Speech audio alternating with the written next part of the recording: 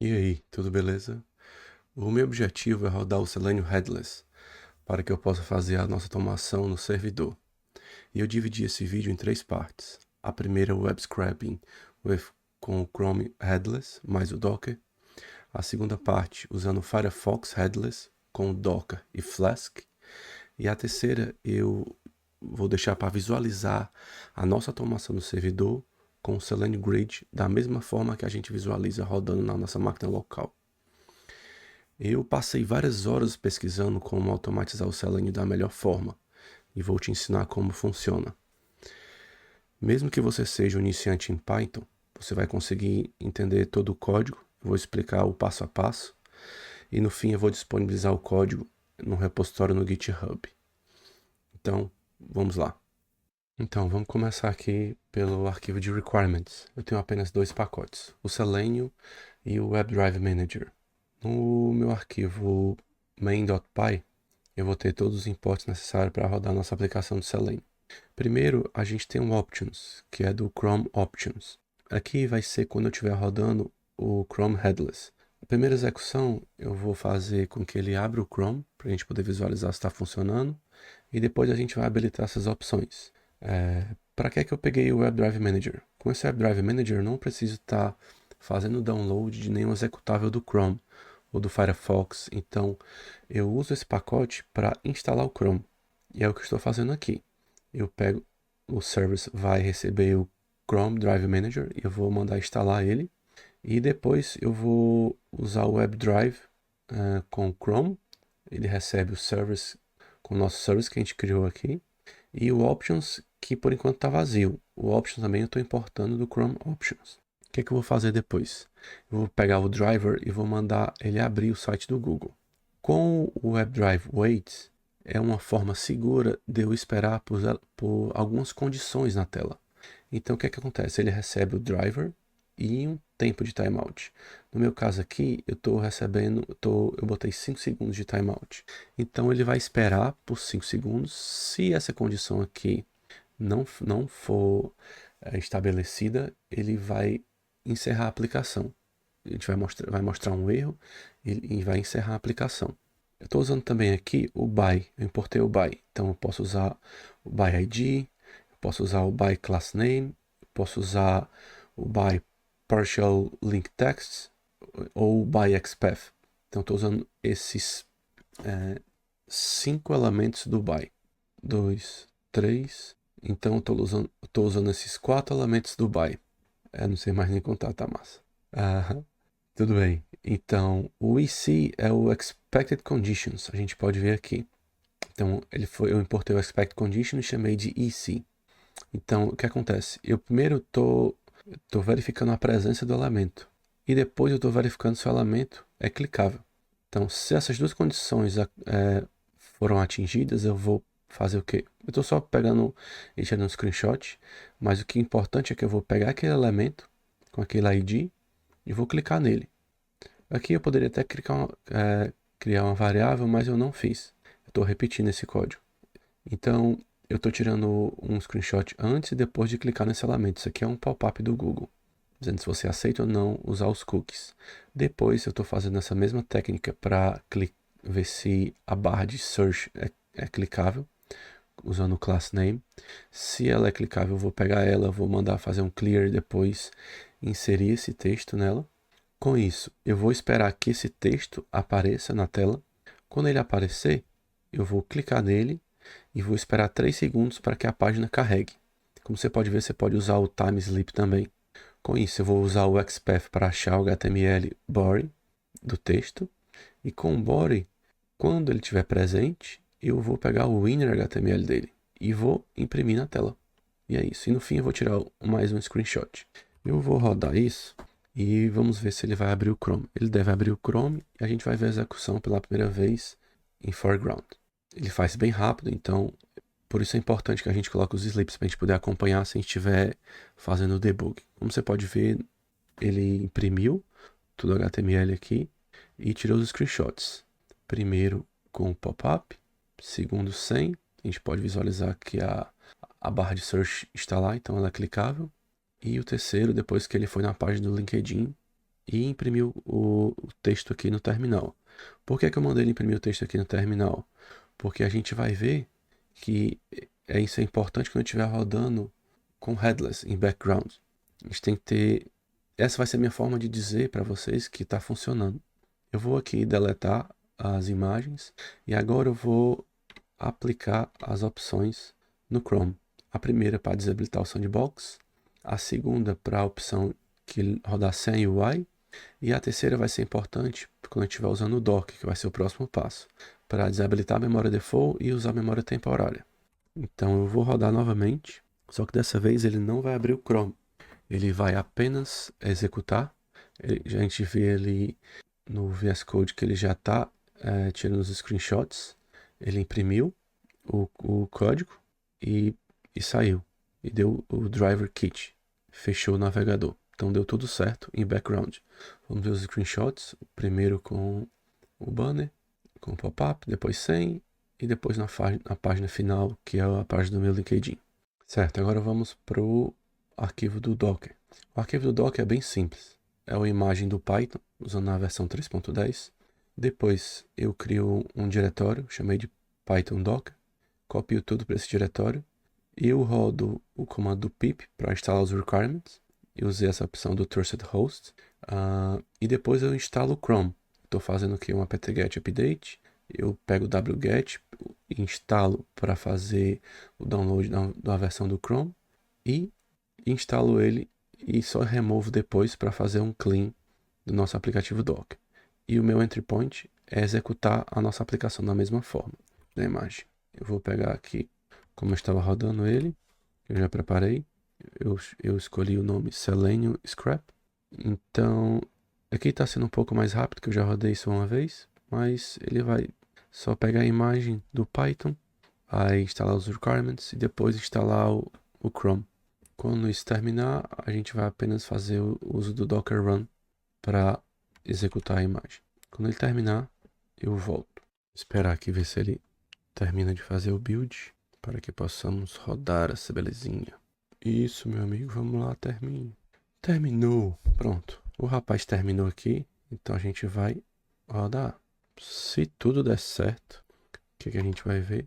Vai ver o Docker executando e no fim a gente vai ver ele imprimindo o HTML do nosso site.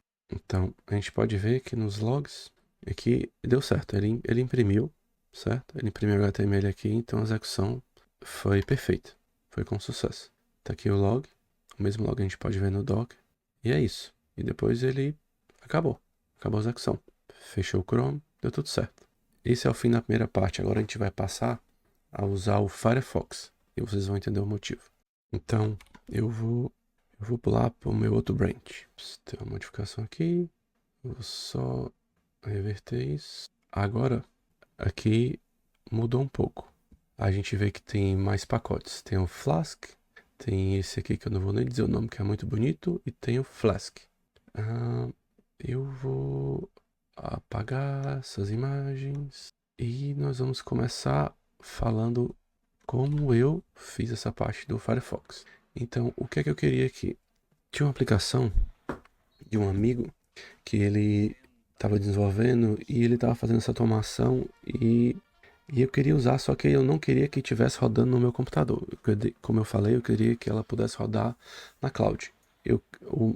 A minha motivação, o meu objetivo final é que eu possa botar isso tudo no Docker, botar isso em hospedar isso em algum lugar e depois eu possa interagir com isso de alguma forma. Então o que é que eu pensei? Cara, tá certo, eu tenho que rodar isso em background, eu tenho que ter uma forma de executar os scripts em background. Eu gostaria de visualizar se der alguma coisa errado e eu quero chamar esses scripts remotamente. Então, vamos dizer que eu quero mandar um e-mail automaticamente. Eu vou aqui no meu endpoint, / mandar e-mail, e ele ia fazer a automação para mim. Com isso em mente, eu criei essa versão.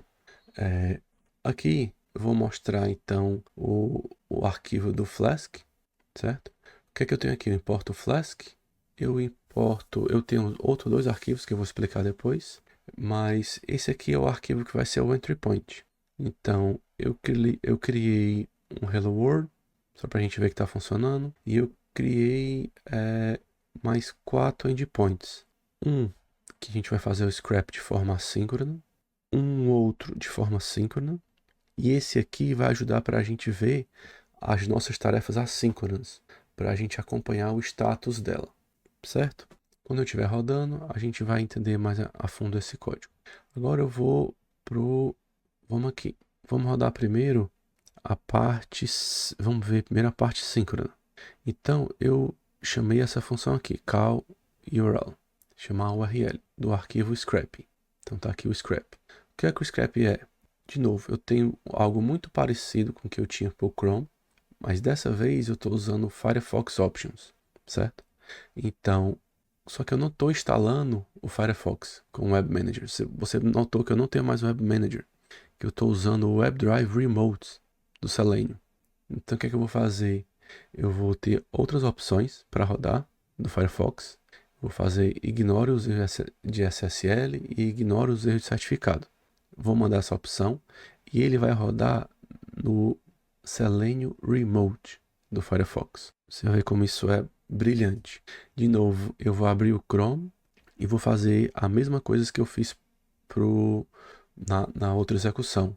Vou tirar o banner, clicar na barra de procura, entrar um texto, clicar no link e depois imprimir o texto. Só que agora, como eu tenho esse Selenium Remote, eu tenho um Docker Compose, porque eu tenho o meu arquivo do Python, que é esse Dockerfile, essa é a minha imagem, que vai ter o Flask, e segundo, eu vou ter o Selenium Remote, certo? Então eu peguei a minha imagem, que eu chamei Selenium BG de background, e vou ter essa imagem do Selenium, que é com o Firefox Standalone, a última versão. Então, para o Flask, eu estou fazendo esse mapeamento da porta 8000 para a porta 5000 do host. E o Selenium, eu estou fazendo o mapeamento da porta 4444 e 7900. A mesma porta do host, a mesma porta do Docker. Então, o que é que eu vou fazer? Vou ver aqui no README como é que eu vou executar isso. Primeiro, vou fazer um Docker Compose. Só ver se estou no lugar certo. Estou. Então, aqui, na teoria, ele vai fazer o build e vai startar minha aplicação, certo? Pronto, a gente pode ver que ele startou duas aplicações. A aplicação web, Web 1 e Selenium 1, que ele chamou. Agora a gente vai lá no browser e vai ver se está rodando. Porta 8000, Hello World. Então está funcionando. O que a gente vai fazer agora? A gente vai usar os endpoints para fazer o scrapping. Primeiro a gente vai fazer o síncrono. Então vou chamar o síncrono. O que acontece?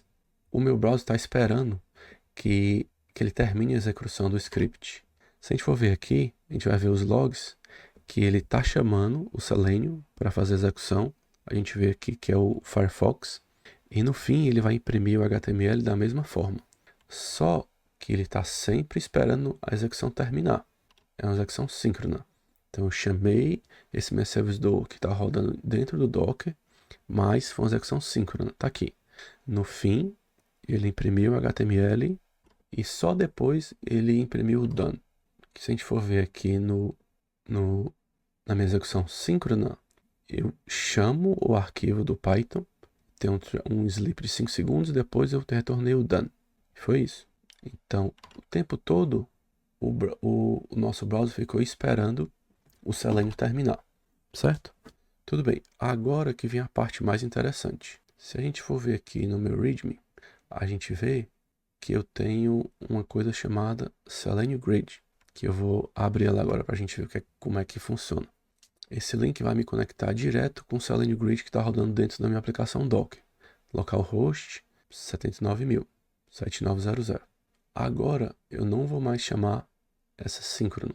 Não, eu vou chamar a síncrona de novo para vocês verem agora. Vou chamar a síncrona, só que dessa vez a gente vai conseguir ver essa execução com o Selenium Grid. Mesma coisa, ele vai clicar, isso tudo está dentro do Docker. Ele clicou, botou no Google, ele vai clicar no link e vai imprimir o texto. A mesma coisa que a gente fez antes, está fazendo agora. Só com a diferença, ele está rodando tudo no Docker. Isso aqui podia estar na cloud em qualquer lugar. Pronto, terminou a execução. Certo? Maravilha. Com o sleep, ele ainda esperou 5 segundos e depois imprimiu o done. Certo, agora vamos para a parte assíncrona dessa execução. Para quem não me conhece, meu nome é Samuel Teixeira, eu sou um desenvolvedor com mais de 15 anos de experiência. Eu moro há 10 anos na Irlanda, então eu tenho 5 anos de experiência no Brasil e 10 anos de experiência na Irlanda.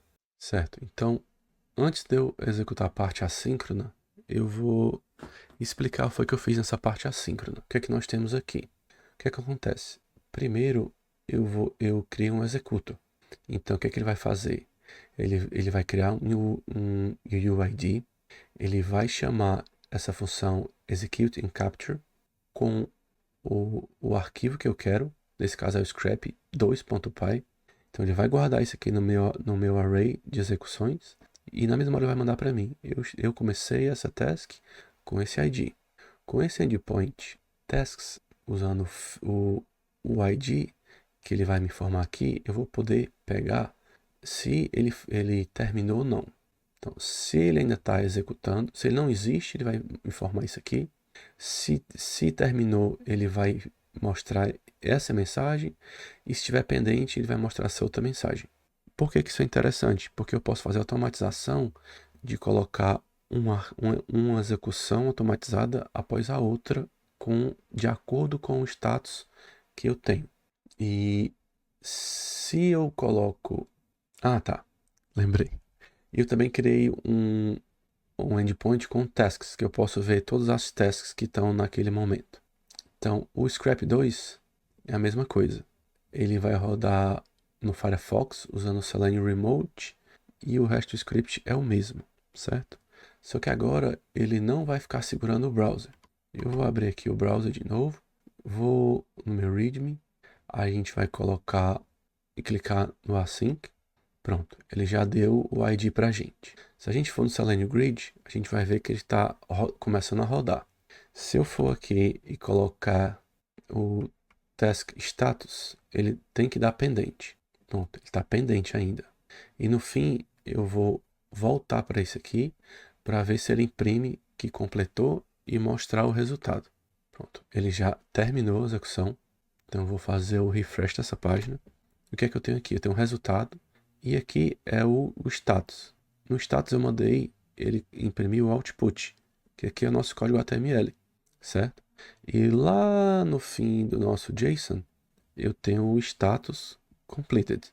Então ele completou com sucesso. Então, o que acontece? Se eu tiver um erro na minha execução, vamos dizer que você estava tentando pegar um elemento by class name e aquele elemento não existiu e a aplicação quebrou, você vai poder ver nesse output aqui qual foi o erro. Quando eu estava fazendo essa automatização, eu usei muito isso para ver se eu tinha algum erro ou não. Então, você tem 3 formas basicamente. Você pode rodar na sua máquina até que sua automatização esteja rodando perfeita. Você pode rodar em background e usar o Selenium Grid para ver se está tudo dando certo. Ou você pode usar ele background e depois usar pegar o status da sua task e ver se está tudo ok. Você pode meio que debugar a execução da sua task. O código eu separei em 2 branches. Primeiro é o Chrome background, que tem o Chrome com Docker e tem os comandos como executar. Esse aqui seria a primeira parte, que foi o em foreground, e depois você habilitando, você pode fazer a execução no Docker. E na outra parte, que é com Firefox, que a gente usa o Remote junto com o Firefox Grid. Eu espero que você tenha gostado. Eu tô muito curioso para saber se vocês já sabiam do Firefox Grid, se você usava esses pacotes ou se você usava o executável do Chrome e do Firefox para fazer as suas automatizações. Deixe um comentário se você gostou e até uma próxima. Valeu!